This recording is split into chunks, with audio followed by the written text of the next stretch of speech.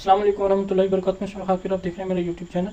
TV में बात करूंगा लड़ाई झगड़े के हवाले से। आजकल जो है लोग जो है गाजर मूली की तरह जो है एक दूसरे के साथ जो है लड़ रहे हैं और एक दूसरे को काट रहे हैं, क्योंकि ज़िंदगी में से जो है दीन निकल गया है। बेदीनी की वजह से, दीन की दूरी की वजह से जो है ये सारे मामलात हो रहे हैं।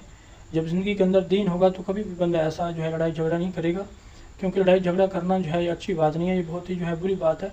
इससे जो है बहुत ज़्यादा नुकसानात होते हैं।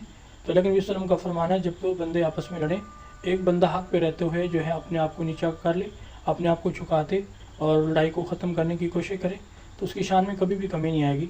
लेकिन नबी सल्लल्लाहु अलैहि वसल्लम ने फरमाया, अगर उसकी शान में कमी आ गई तो क़यामत वाले दिन आके मुझसे उसका बदला ले ले। तो आजकल मेरे भाई हालात बहुत ज़्यादा जो है नासाज हो चुके हैं। लोग खामखा जो है वो लड़ाई करना चाहते हैं। तो तमाम अहबाब से गुजारिश है कि आप जो है नीचे पड़ जाएँ और लड़ाई को ख़त्म करने की कोशिश करें। कोई बंदा अगर आपसे लड़ना भी चाहता है तो आप उससे माफ़ी मांग लें, आप झुक जाएँ। और झुकने में जो है बेहतरी है, क्योंकि आजकल जो है बेदीनी की वजह से जो है इंसानों के जो दिमाग हैं वो, उनका जो पारा है वो हाई हो चुका है और वो खामखा जो है लड़ाई झगड़ा करना चाहते हैं। तो तमाम अहबाब से गुजारिश है कि जो है अगर कोई आपसे कोई लड़ाई झगड़ा करना भी चाहे तो आप नीचे पड़ जाएँ, आप झुक जाएँ।